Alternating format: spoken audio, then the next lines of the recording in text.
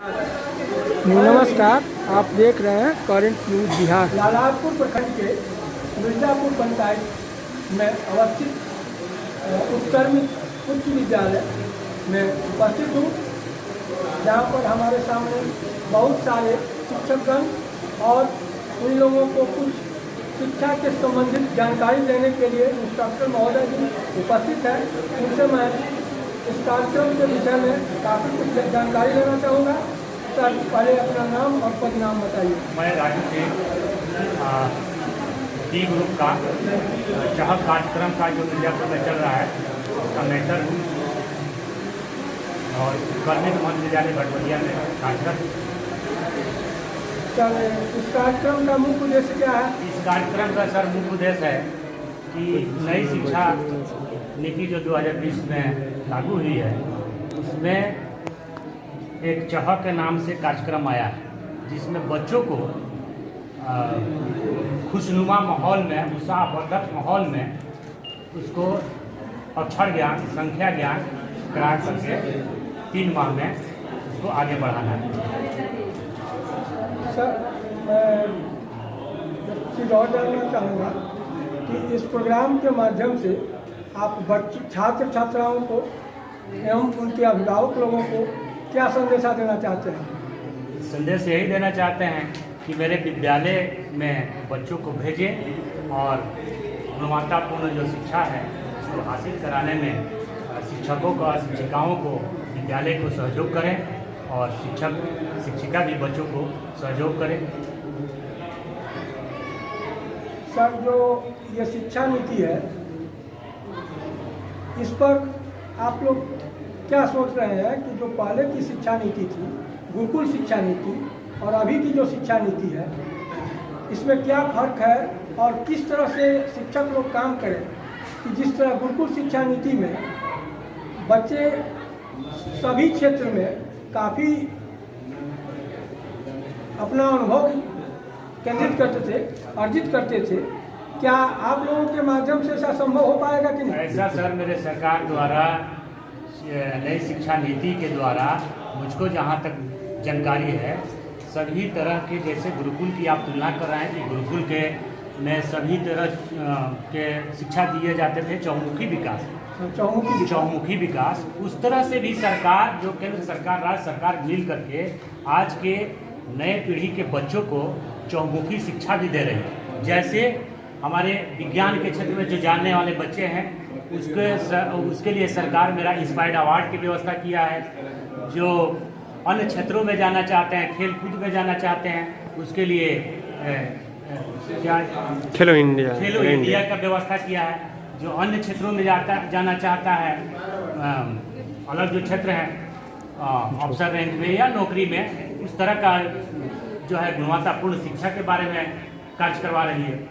तो हमारे हिसाब से जो चल रहा है उस तरह से कहीं ना कहीं मेल तो है, लेकिन वो सीमित था, वो व्यावसायिक नहीं था, व्यावसायिक नहीं। आबादी के अनुसार तो इसको होना अनिवार्य है, क्योंकि गुरुकुल शिक्षा के लिए उस समय कम संख्या में छात्र हुआ करते थे, लेकिन अभी के जो आपके विद्यालय जो चल रहे हैं सभी जगह, हमारी यह प्रश्न है कि क्या आप लोग उस तरह से प्रयास करें तो उन बच्चों का चौमुखी विकास संभव हो पाएगा कि नहीं? एकदम सर, हम लोग प्रयास कर रहे हैं और इसीलिए एक नया जो कार्यक्रम मेरा चौहक सरकार के द्वारा, केंद्र सरकार के द्वारा, राज्य सरकार के द्वारा मिल करके जो चलाया जा रहा है, इससे तो सर आपको मैं कहूँगा कि बीच में अब मेरे प्रोग्राम जब खत्म होता है तो विद्यालय में जाकर के देखिए, एज ए मेंटर के रूप में हमारे यहाँ भी आ सकते हैं, भटवलिया विद्यालय में जहाँ कार्यरत हूँ या किसी भी विद्यालय में जा सकते हैं जहाँ उपस्थिति बढ़ गया है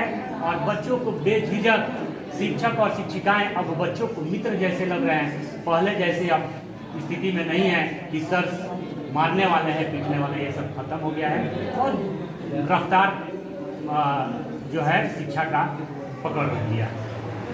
सर, जानकारी और लेना चाहूँगा कि आज से 4-5 दशक पहले जो शिक्षक हुआ करते थे लोग, उन लोगों में और शिक्षक और बच्चों में जो पारस्परिक संबंध था उस तरह क्या अभी के शिक्षक से बच्चों का पारस्परिक संबंध है? सर उस समय तो कुछ माहौल भी का भी था, संस्कार की बात थी है, तो उस तरह का तो जो है अब फिर शुरू हो रहा है। बीच में गैप था लेकिन अब शुरू होने जा रहा है। क्या आपको लगता है कि ये संबंध बन सकता है? जी बिल्कुल बनेगा। मैं आत्मविश्वास के साथ कहता हूँ कि बनेगा और बन रहा है।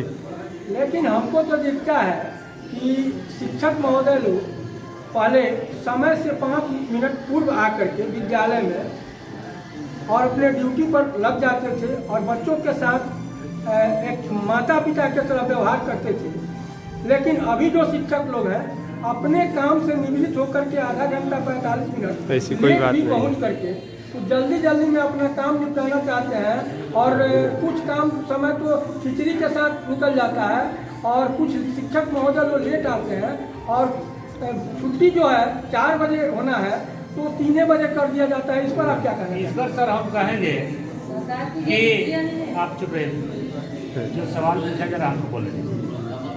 सर ये जो आप जो कह रहे हैं या कोई समाज के लोग कहता है या आपके पत्रकारिता के क्षेत्र वाले लोग कहते हैं, एक शिक्षक से आप कई काम लीजिएगा तो कहीं ना कहीं असर तो करेगा, पूर्ण जिस चीज़ को लक्ष्य होता है वो प्राप्त नहीं होगा। जैसे मेरे जैसे व्यक्ति, सुन लीजिए कि मैं मेंटर हूँ, BLA का भी काम करता हूँ और मैं चाह कर भी आवेदन दिया कि मुझको BLO के काम से हटा दिया जाए, मैं मेंटर नहीं रहूँगा, जबकि मैं पंक्चुअल आदमी हूँ। कहीं कोताही मेरे विद्यालय में आ सकते हैं, मेरे बारे में व्यक्तिगत पूछ सकते हैं, चाहे मेरे प्रधानाध्यापक भी है, एक मैडम भी है इस कार्यक्रम में। तो ये जो है काम शिक्षकों को बहुत ज़्यादा, एक शिक्षक को बहुत ज़्यादा काम करने को भी इसका अवसर है कि मैं आपके बात से सहमत हूँ कि शिक्षक के जिम्मे कई प्रकार के काम लगा दिया गया है। मुर्गी का जनगणना कीजिए, जानवर का जनगणना कीजिए, मनुष्य का जनगणना कीजिए, जातीय जनगणना कीजिए। ये सब काम जो है सरकार के द्वारा एक शिक्षक पर एक बर्डन के रूप में है और कहीं ना कहीं यह बच्चों के हित में नहीं है। इससे आप सहमत हैं या नहीं है? एकदम सहमत हैं। इसको तो अलग किसी व्यक्ति से कराना चाहिए काम। केवल शिक्षकों का शिक्षण कार्य ही में लगाया जाए तो 100% सर गुणवत्तापूर्ण शिक्षा उपलब्धि हासिल किया जा सकता है, मेरा दावा है।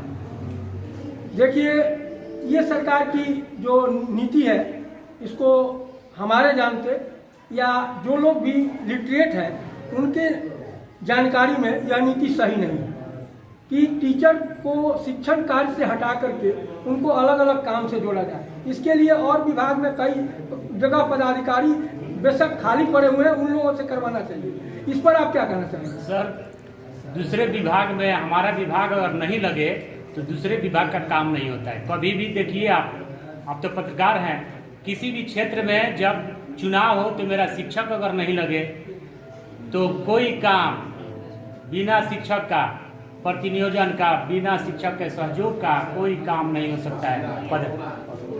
और हम दुख के घड़ी में खड़े होते हैं लेकिन समाज में हमारा इज्जत शून्य के बराबर होता है और पदाधिकारी के नज़र में भी वही स्थिति है, तरजीह नहीं मिलता है कहीं ना कहीं। आपका ये जो धारणा है हमारे हिसाब से काफी सही लग रहा है और हम जो बोल रहे हैं सो सर भावनात्मक बोल रहे हैं, सही बोल रहे हैं और वास्तु स्थिति देख करके बोल रहे हैं। हम एक आध विद्यालय का मुआयना करने के बोल रहे हैं, एक आध विद्यालय का मुआयना आज भी हमने किया है।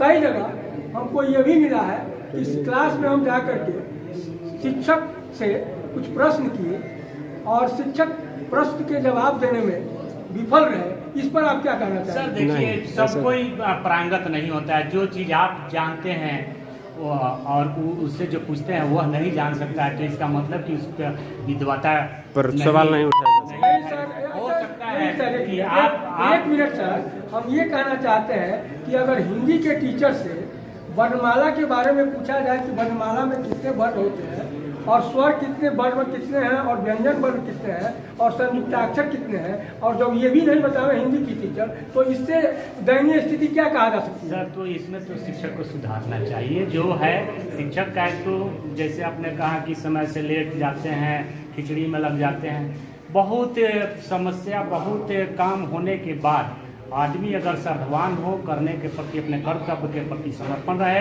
कि हम कुछ देकर आएंगे बच्चों को और पढ़ करके जा करके पढ़ाएंगे, तो बहुत अच्छा किया जा सकता है सर। मैं चैनल के माध्यम से आप सभी लोगों से यही कहना चाहूँगा कि जो भी पढ़ाना है उसको एक दिन पहले आप लोग पढ़िए, बिल्कुल, ये पढ़िए चालू है। और मन लगाकर पढ़िए, और जिस तरह आपके अपने बच्चे हैं उसी तरह आपके विद्यालय के सभी बच्चे हैं। अब अपने को उस बच्चों के माँ बाप के रूप में जान करके, समझ करके, उसके स्थान पर रख करके यदि आप लोग कोई शिक्षा देती हैं, या हमारे सभी नौजवान भाई साथी लोग बैठे हुए हैं, ये लोग बच्चों के साथ, बच्चों के हितैषी में कुछ जमाना से उठ करके कुछ अच्छा करते हैं, तो हमको लगता है कि आने वाले दिन में बच्चों का सर्वांगीण विकास संभव हो पाएगा।